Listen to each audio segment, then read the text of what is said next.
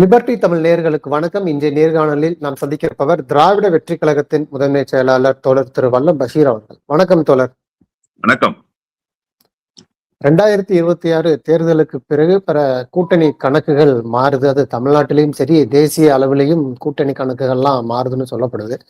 குறிப்பா இந்த India கூட்டணியுடைய meeting ஏற்கனவே திமுக அதுல நாங்க பங்கேற்க மாட்டோம், காங்கிரஸ் கட்சி பங்கேற்கக்கூடிய எந்த நிகழ்வுகளையும் இனி திமுக பங்கேற்காது, ஏன்னா அவங்க துரோகம் செஞ்சிருக்கிறாங்கன்னு வெளிப்படையாவே சொல்லிட்டாங்க. இப்போ இந்தியா கூட்டணி மீட்டிங் இன்றைக்கு நடைபெற்று கொண்டிருக்கிறது. அதுல ஆம் ஆத்மி புறக்கணிச்சிருக்கிறாங்க. இதுல குறிப்பா டெல்லி முழுவதுமே முக்கியமான இடங்கள்ல பேனர், சரத்பவார் காங்கிரஸை பத்தி என்ன சொன்னாரு, அரவிந்த் கெஜ்ரிவால் என்ன சொன்னாரு, அதாவது அரவிந்த் கெஜ்ரிவால் காங்கிரஸை நாங்க பலவீனப்படுத்த வேணா, ராகுலே பலவீனப்படுத்துவாரு அப்படின்னு சொல்லி அவர் சொன்னது. அப்புறம் உதயநிதி ஸ்டாலின் சொன்னதான் ரொம்ப முக்கியமான இது. அதாவது 20 ஆண்டுகளாக எங்க முதுகுல சவாரி செஞ்சுட்டு இன்னைக்கு எங்க முதுகுலையே குத்திட்டு காங்கிரஸ் ஓடிட்டாங்க. அது போன்ற பதாகைகள் பேனர்கள் டெல்லி முழுக்க இருக்கு. நீங்க எப்படி பாக்குறீங்க? அதாவது இப்ப அதுல அரவிந்த் கெஜ்ரிவால், ஸ்டாலின், மம்தா பானர்ஜி, சரத்பவார் இது போன்ற தலைவர்களுடைய படங்கள் வைத்த பேனர்களும் இருக்கு. தேசிய அளவுல இந்தியா கூட்டணி உடையுதா அப்படிங்கிற ஒரு பார்வையும் இருக்கு. முதல்ல இந்த மீட்டிங் குறித்து, திமுக புறக்கணிப்பு குறித்தும் உங்களுடைய பார்வை என்ன? இந்தியா கூட்டணி ஏற்கனவே சுக்குநூறாக உடைந்து விட்டது என்றுதான் நான் பார்க்கிறேன். அதுல ரொம்ப குறிப்பாக கடந்த காலங்களிலேயே இந்தியா கூட்டணிக்கு முகமும் முகவரியும் தந்தவர் திராவிட முன்னேற்ற கழகத்தினுடைய தலைவர் அண்ணன் மு க ஸ்டாலின் தான். உங்களுக்கு ஒரு விஷயத்தை மட்டும் நீங்க நல்லா புரிஞ்சுக்கிட்டீங்கன்னா இந்தியா கூட்டணியில இருக்கக்கூடிய பிரச்சனை என்ன அப்படின்றது ரொம்ப துல்லியமா தெரிஞ்சு போயிடும்.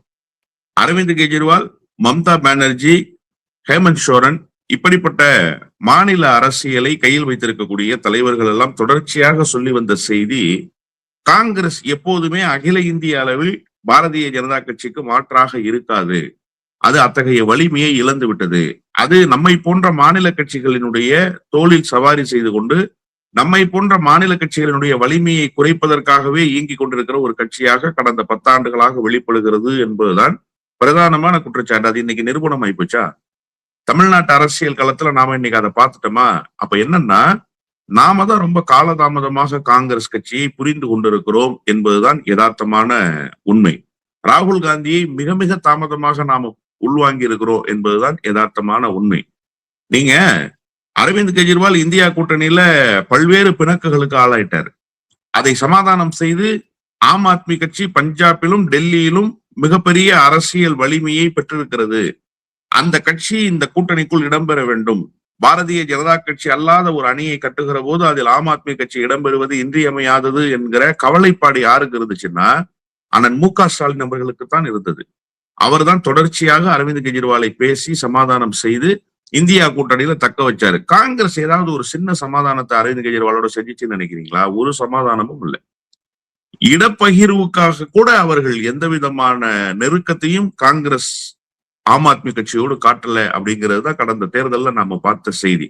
மம்தா பானர்ஜி அம்மையார் இதுல சொன்னது ரொம்ப முக்கியமான ஒரு விஷயத்த நான் புரிஞ்சுக்கிறேன். என்ன அப்படின்னா, பாரதிய ஜனதா கட்சியை எதிர்ப்பதற்கு எங்களிடம் போதுமான வலிமை இருக்கு, அந்த வலிமையை விட மிக குறைவான வலிமை தான் காங்கிரஸ் கட்சியிடம் இருக்கு. எனவே காங்கிரஸ் கட்சியினுடைய வலிமை எங்களுக்கு தேவைப்படாது பாஜகவை அப்புறப்படுத்துறதுக்கு. உங்களை விட வலிமையா நான் பாஜகவை அப்புறப்படுத்துகிற வேலையை நான் செய்வேன், அந்த வேலையை நான் பாத்துக்கிறேன், நீங்க தனியா பாருங்க, நான் தனியா பாத்துக்கிறேன், நம்ம 2 பேருக்குள்ள எந்த உடன்பாடும் இல்லைன்னு டிக்ளரே பண்ணிட்டாங்க. அவங்க டிக்ளேர் பண்ணது மட்டும் இல்ல, மேற்கு வங்க அரசியல்ல அதை நிரூபித்தும் காட்டி இருக்கிறாங்க கடந்த நாடாளுமன்ற தேர்தல்ல. இப்ப இந்த சட்டமன்ற தேர்தல்ல இருக்கிற குழப்பங்களை நம்ம விட்டுருவோம், நாடாளுமன்ற தேர்தல் குறித்தே நாம பேசுவோம். அப்ப அந்த நாடாளுமன்ற தேர்தல்ல அதை செய்து காட்டினார் என்று சொன்னால் அப்ப அவங்க சொன்ன கூற்று உண்மையாயிடுச்சு அப்படின்னு தானே பொருள். ஹேமந்த் சோரன் சொன்ன ஒரு முக்கியமான செய்தி இந்த நேரத்துல நாம விவாதத்துக்கு எடுத்துக்க வேண்டியிருக்கு. மாநில கட்சிகளினுடைய, அதாவது திராவிட முன்னேற்ற கழகம், அதே போல சிரோன்மணி அகாலி தளம், ஆம் ஆத்மி கட்சி, இப்படிப்பட்ட மாநில கட்சிகளினுடைய வலிமையை குறைப்பதற்கு மட்டுமே காங்கிரஸ் தொடர்ந்து இயங்குதுன்னு சொன்னார் அவர். அப்ப வலிமையை குறைப்பதற்காக தொடர்ந்து இயங்குது அப்படின்னா என்ன பொருள்னா, அவர்களிடம் போய் சண்டையிட்டு போராடி மன்றாடி அல்லது வேறு ஏதாவது ஒரு வகையில் அவர்களுடைய வலிமையை குறைக்கிற வகையில் அவர்களிடமிருந்து இடங்களை பெற்றுக்கொள்வது. கடந்த தேர்தல் அது நடந்தது. உத்தரப்பிரதேசத்துல என்ன நடந்தது? அகிலேஷ் இன்னும் கூடுதலாக வெற்றியை பெற்றிருப்பார். அகிலேஷ் இன்னும் கூடுதலான வெற்றியை பெற முடியாமல் போனதற்கு காங்கிரஸ் கட்சியினுடைய இடப்பகிர்வு ஒரு காரணமாக அமைந்ததா இல்லையா? பீகார்ல அதே போல ஆர்ஜேடி தோல்வியை தழுவுவதற்கு யார் காரணமாக இருந்தாங்க? காங்கிரஸ் கட்சி தானே காரணமாக இருந்தது. எஸ்ஐஆர் இம்ப்ளிமெண்டேஷன் ஆயிடுச்சுன்னு தெரிஞ்ச பிறகும் காங்கிரஸ் கட்சி ஏதாவது வலிமையாக அந்த எஸ்ஐஆருக்காக பணியாற்றியதா பீகார்ல? இப்ப தமிழ்நாட்டுல எஸ்ஐஆர் இம்ப்ளிமெண்ட் ஆச்சு சார். எஸ்ஐஆரினுடைய தாக்கமே தமிழ்நாட்டுல ஏற்படாத அளவுக்கு ஒரு காவல் அரணாக திராவிட முன்னேற்ற கழகம் நின்று உங்களை போன்ற என்னை போன்றவர்களுடைய வாக்குகளை உறுதி செய்து கொடுத்த பங்கு திராவிட முன்னேற்ற கழகத்துக்கு தானே உண்டு. வேற ஏதாவது கட்சி பண்ணிச்சாத? காங்கிரஸ் கட்சி தமிழ்நாட்டுல ஏதாவது ரோல் பிளே பண்ணிச்சா? ஒரு இடத்துல எஸ்ஐஆருக்கு எதிராக காங்கிரஸ் கட்சி தமிழ்நாட்டு மக்களிடம் ஏதாவது ஒரு விழிப்புணர்வை ஏற்படுத்துச்சுன்னு நீங்க சொல்ல முடியுமா? இல்ல என் ஓட்டு மிஸ் ஆயிடக்கூடாதுங்கிறதுக்காக காங்கிரஸ் கட்சியினுடைய பகுதி செயலாளர், வட்ட செயலாளர், வார்டு செயலாளர் போய் என்ன எஸ்ஐஆர்ல போய் ஆட் பண்ணி விட்டாங்க, என் பேரை பட்டியல்ல இடம்பெறுவதற்கு வழிவகை செஞ்சு கொடுத்தாங்க அப்படின்னு தமிழ்நாட்டுல ஏதாவது ஒரு செய்தி இருக்கா? கிடையாது. அப்போ காங்கிரஸ் கட்சி எந்த பணியும் செய்யாமல் மாநில கட்சிகளின் மீது தொடர்ச்சியாக பயணம் செய்து இங்கேயும் 27 சீட்டை வாங்கிக்கிட்டு அந்த 27 சீட்டை குறைச்சு வாங்கியிருந்தா இன்னொரு 10 இடங்கள்ல திமுக ஜெயிச்சிருக்க முடியும்ன்றது என்னுடைய நம்பிக்கை. அப்போ இந்தியா கூட்டணி என்பது ஒரு பொருந்தாத கூட்டணியாகத்தான் கடந்த காலத்தில் இருந்தது. அதை நெருக்கடியான சூழலிலும் கட்டமைத்து அதற்கு முகம் தந்து முகவரி தந்தவர் அண்ணன் மு க ஸ்டாலின். இன்றைக்கு அவரும் காங்கிரஸ் கட்சியோடு இனி நெருங்க முடியாது என்கிற நிலைக்கு சேர்ந்திருக்கிறார். அதற்கு காங்கிரசினுடைய துரோகம் பிரதானமானது.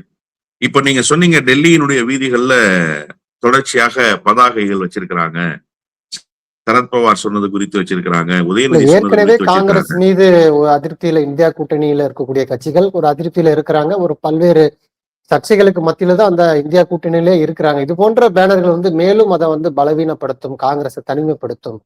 அது தேவையா அப்படிங்கிற ஒரு கேள்வி இருக்கு. அது மட்டும் இல்ல, இப்ப தமிழ்நாட்டுல இருந்து மதிமுகவும் விசிகாவும் பங்கேற்றிருக்கிறாங்க. இல்ல, நான் என்ன கேக்குறேன்னா, 2வது கேள்வி உங்களோட கேள்விக்கு வர்றேன். அதுக்கு முன்னாடி காங்கிரஸ் ஏற்கனவே தனிமைப்படுத்தப்பட்டாச்சு சார். காங்கிரஸ் இனிமேல் தான் தனிமைப்படுத்தப்படணுமா என்ன? காங்கிரஸ் பலவீனப்படுத்துது. திமுக இந்தியா கூட்டணியிலிருந்து வெளியே வந்துருச்சு. இப்ப இது போன்ற பேனர்கள் மூலமாக காங்கிரஸ் அந்த இந்தியா கூட்டணியில் இருக்கிற பல்வேறு கட்சிகளை இன்னும் காங்கிரஸ் இன்னும் தனிமைப்படுத்துங்கன்னு சொல்லி ஒரு பிளவை இன்னும் திமுக உண்டாக்குதோ அப்படிங்கிற ஒரு கேள்வி எழுப்புறாங்க. ஏன் உண்டாக்க கூடாது? நீங்க திமுகவுக்கு பண்ணிருக்கிற துரோகம் சாதாரணமான துரோகமா? நான் அப்படி வரேன். காங்கிரஸ் கட்சியை பலகீனப்படுத்த வேண்டிய, அகில இந்திய அரசியல்ல பலகீனப்படுத்த வேண்டிய வேலையை ஏன் திமுக செய்யக்கூடாது? நீங்க மாநிலத்துக்குள்ள அதை செஞ்சிட்டீங்கல்ல. ஒரு நன்றி கூட சொல்லாம ஓடுகாலி மாதிரி ஓடி போனீங்கல்ல நீங்க. அந்த வழி திமுக தொண்டனுக்கு இப்பவும் இருக்கும்ல, திமுக தலைமைக்கு இருக்கும்ல.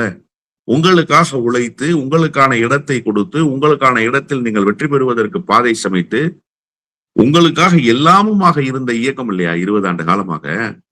சார் 2011லயே உங்களை விரட்டி அடிச்சிருக்கணும் சார். மேல கலைஞர் டிவி ஆபீஸ்ல சிபிஐ வச்சுக்கிட்டு உங்கள்ட்ட அதிகாரம் இருந்துச்சுங்கிறதுக்காக கீழே மிரட்டி சீட்டுகளை பெற்றீங்க திமுக கிட்ட. அன்னைக்கு திமுக செய்த மிகப்பெரிய தவறுகளில் ஒன்று உங்களை அன்னைக்கு அகாமடேட் பண்ணிக்கிட்டதுதான். அன்னைக்கு அதிமுகவினுடைய வெற்றிக்கு பிரதான பங்கு காங்கிரசினுடையது, மறந்துடாதீங்க. எப்படி 2016 மக்கள் நல கூட்டணியினுடைய பங்கு பிரதானமானதோ அதிமுக வெற்றிக்கு, 2011 காங்கிரசினுடைய பங்கு பிரதானமான 60க்கும் மேற்பட்ட இடங்களை வாங்கி திமுகவை பலகீனப்படுத்தினாங்க அவங்க அன்னைக்கு. அதனுடைய விளைவுதான் அதிமுக வெற்றி பெற்றது. அப்ப இப்படி எல்லாம் தொடர்ச்சியாக துரோகத்தை மட்டுமே காங்கிரஸ் கட்சி செஞ்சிருக்க.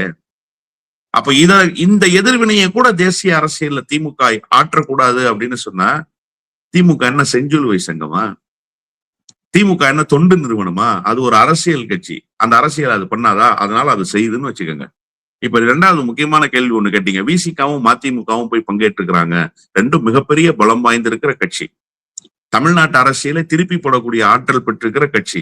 சார் திமுக தமிழ்நாட்டுல திமுக ஆதரவு இல்லைனாலும் நாங்க ஆதரவு கொடுக்க ரெடியா இருக்கிறோம்னு. ஆமா சார், 2 பேரும் துரோகி சார்.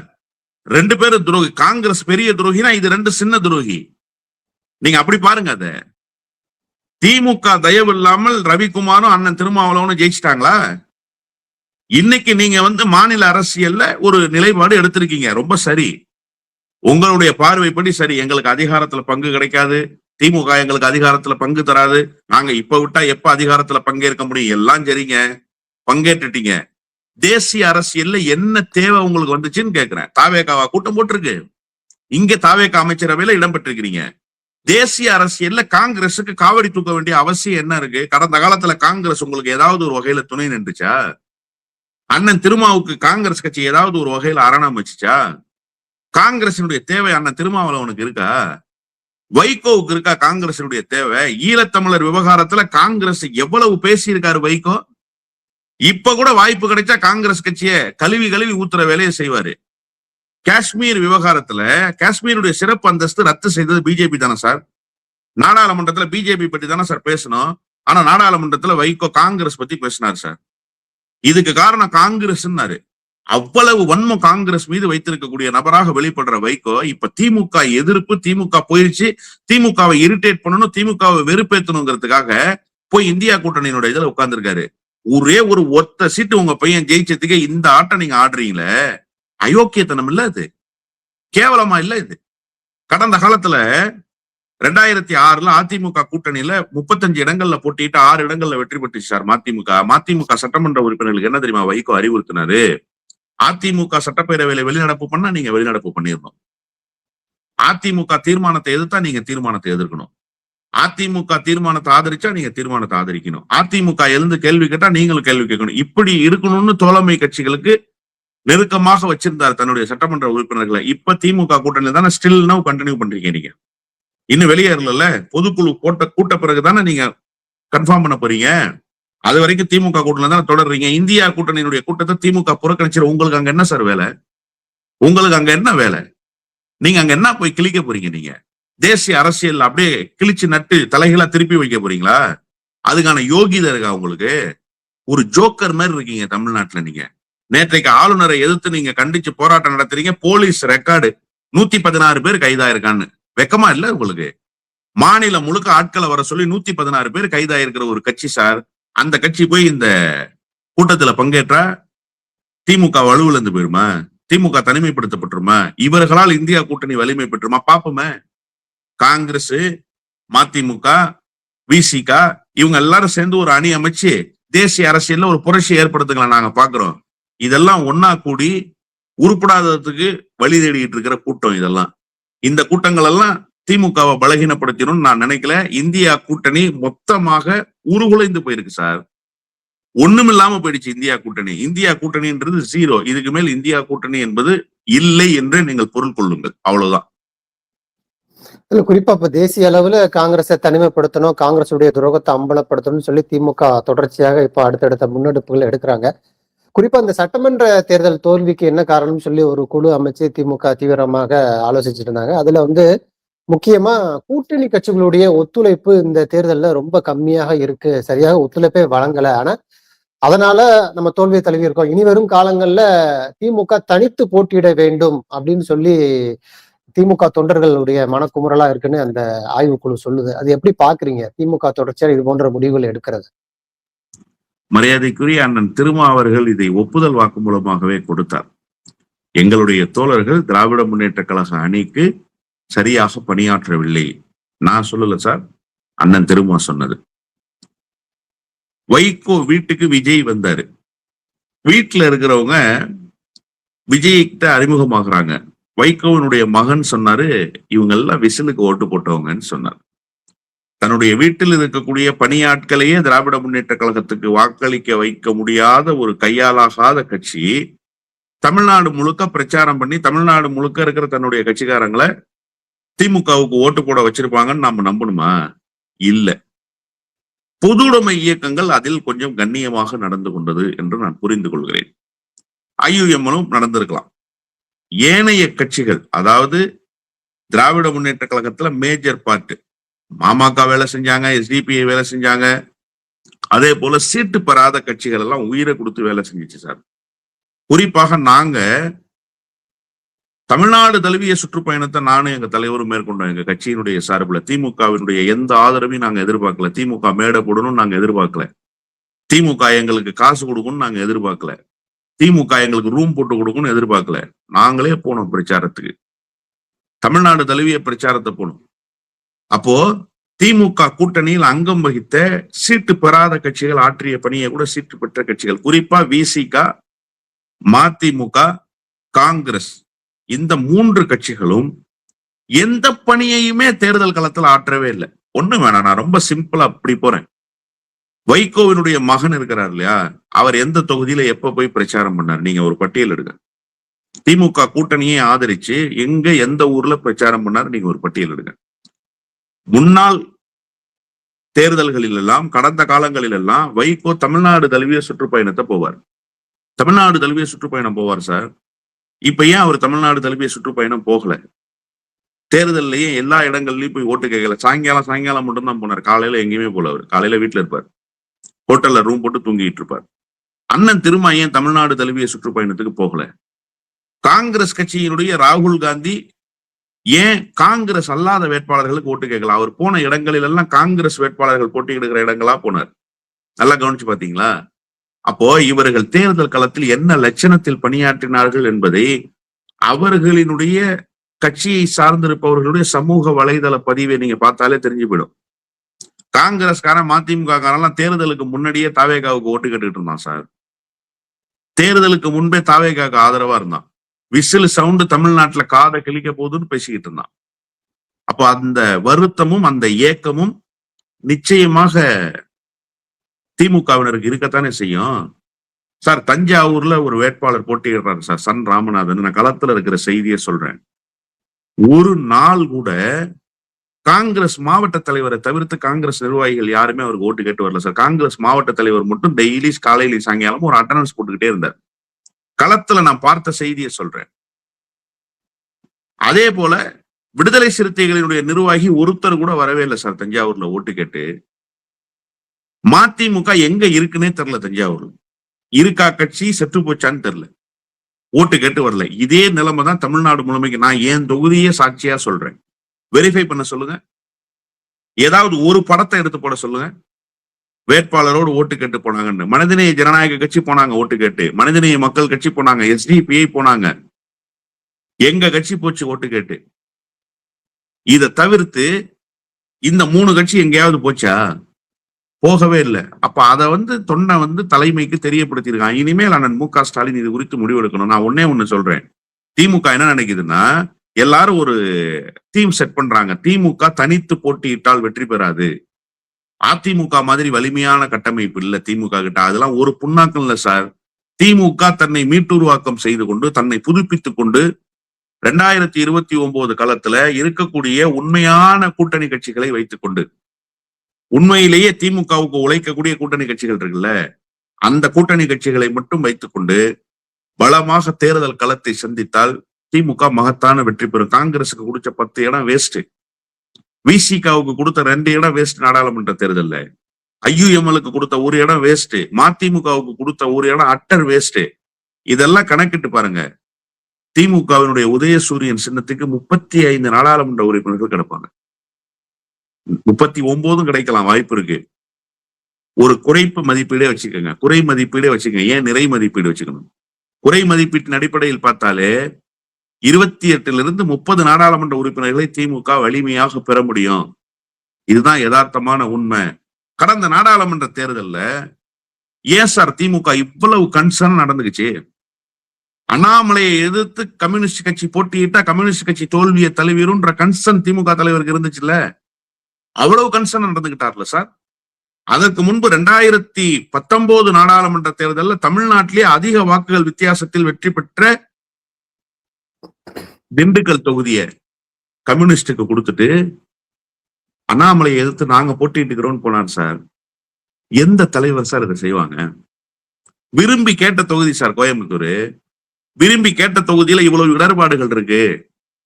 அதனால நீங்க அந்த இடத்துல போட்டியிடாதீங்க, உங்களுடைய வெற்றி முக்கியம்னு கருதினார் ஒரு தலைவர். இந்த கன்சர்ன் உள்ள தலைவர். திருநாவுக்கரசருக்கு அந்த தொகுதி ஒதுக்கப்பட வேண்டும்ங்கிறதுல ராகுல் காந்தி உறுதியா இருந்தாரு. ஏற்கனவே சிட்டிங் எம்பி திருநாவுக்கரசர் கரூர்ல ஜோதிமணிக்கு கன்ஃபார்ம் பண்ணியாச்சு. அதே போல விருதுநகர்ல மாணிக்கம் தாகூருக்கு கன்ஃபார்ம் பண்ணியாச்சு. அந்த லிஸ்ட்ல மீண்டும் நாடாளுமன்றத்துக்கு போக வேண்டும் என்று ராகுல் காந்தி விரும்பிய தலைவர்களில் தமிழ்நாட்டில் ஒருவர் அண்ணன் திருநாவுக்கரசர். திருநாவுக்கரசருக்கு திருச்சியை ஒதுக்கணும்னு முடிவு பண்ணியாச்சு. வைகோ பையனுக்காக பேசி போராடி அதை பெற்றுக் கொடுத்தவர் சார் அண்ணன் மு க ஸ்டாலின். அப்படியெல்லாம் கூட்டணி கட்சியினுடைய வெற்றிக்காக தொடர்ச்சியாக இயங்கி இருக்காரு சார். அந்த கட்சியினுடைய வெற்றிக்காக பாடுபட்டு இருக்காரு சார். முழுமையாக உடன் நின்றிருக்கிறார் சார். அந்த நன்றி கொஞ்சமாவது இருக்கா சார் அந்த கூட்டணி கட்சிகளுக்கு? கொஞ்சமாவது இருக்கா சார்?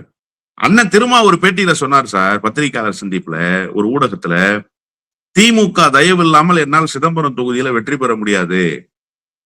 சிதம்பரத்துல எனக்கு ஒரு ஓட்டு இருக்கிறது உண்மைதான், அது 1.5 லட்சம் ஓட்டு தாண்டும். ஆனா திமுக இருந்தால் மட்டும்தான் அது வின்னிங் ரேஷியோல வந்து நிக்குது. திமுக மாவட்ட செயலாளர்கள் தான் உயிரை கொடுத்து உழைப்பாங்க, அவர்களுடைய உழைப்பில் தான் நான் வெற்றி பெற முடியுதுன்னு சொன்னாரு அண்ணன் எஸ் சிவசங்கர், அரியலூர் மாவட்ட செயலாளர். அண்ணன் MRK பன்னீர்செல்வம், கடலூர் மாவட்ட செயலாளர். அண்ணன் MRK பன்னீர்செல்வத்தை கூட விட்டுறேன், அண்ணன் எஸ் சிவசங்கர் எவ்வளவு தீவிரமாக பணியாற்றி உங்களுடைய வெற்றிக்கு அரும்பாடுபடுவார் ஒவ்வொரு தேர்தலும். 2019 தேர்தலில் உங்களுடைய வெற்றிக்கு அவர் ஆற்றிய பணி அப்பா வேறு ஒரு மாவட்ட செயலாளர் ஆற்ற முடியாது சார் அந்த பணிய. இந்த தேர்தல்ல 2024 தேர்தல்ல, ஏன்னா 2019 ரொம்ப நெருக்கடியான சூழல் அண்ணன் திருமாவுக்கு.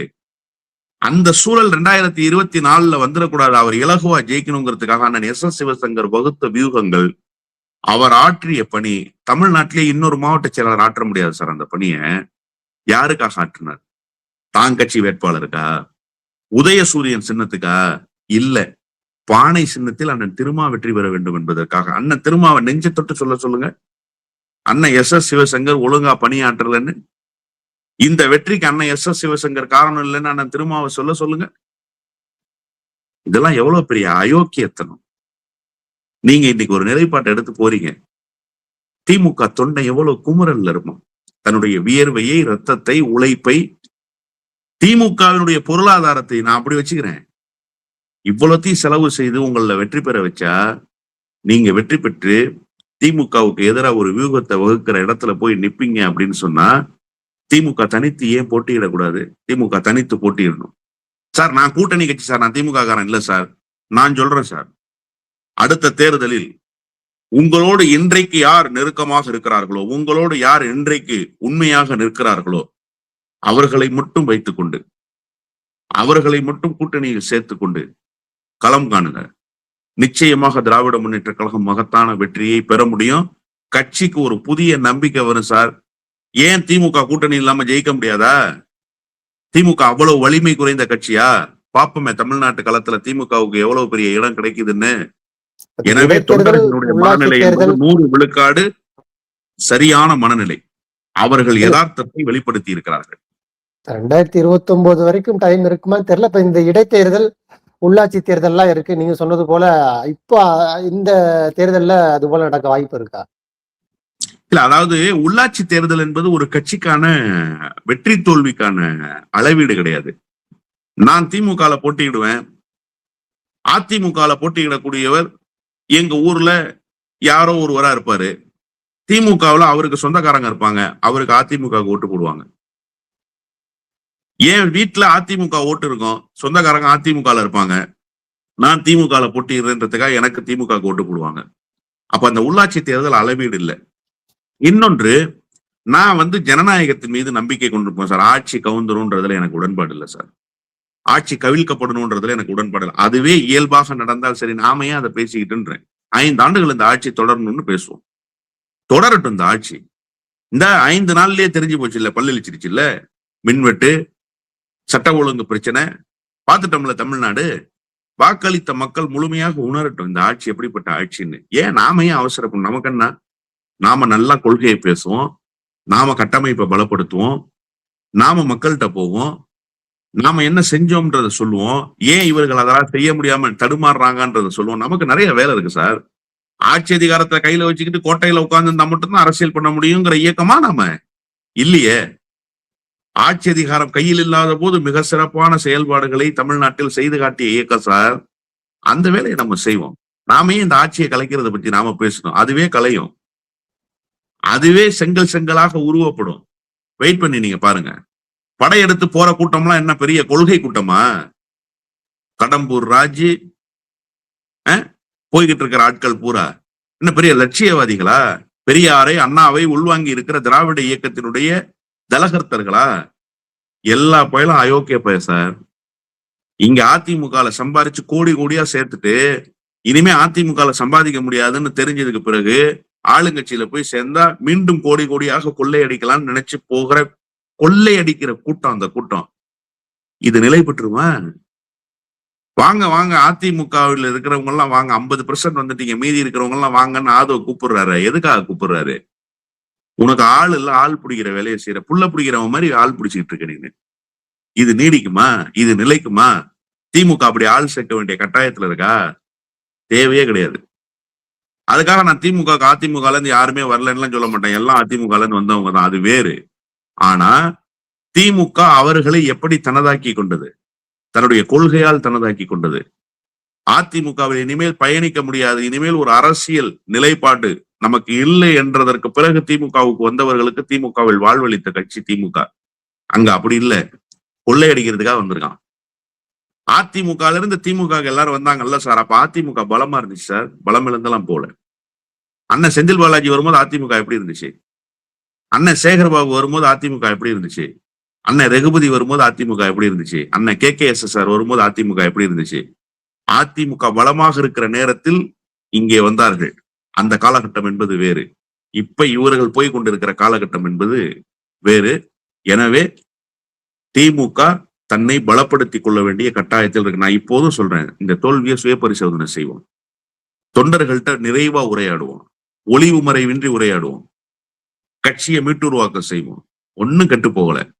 அடுத்த கட்டத்துக்கு, அடுத்த கட்ட பாய்ச்சலுக்கு அணியமாக வேண்டிய பெரும் பொறுப்பு திராவிட முன்னேற்ற கழகத்துக்கு இருக்கு. திராவிட முன்னேற்ற கழகம் மீண்டும் எழுந்து எவரெஸ்ட் சிகரம் போல நிற்கும். அதுல ஒண்ணும் மாறுபட்ட கருத்தே கிடையாது. நன்றி தோழர். நிறைய நல்ல பயனுள்ள தகவல்களை நேயர்களுக்கு சொல்லியிருக்கீங்க. உங்களுடைய நேரத்துக்கு மிக்க நன்றி தோழர். நன்றி.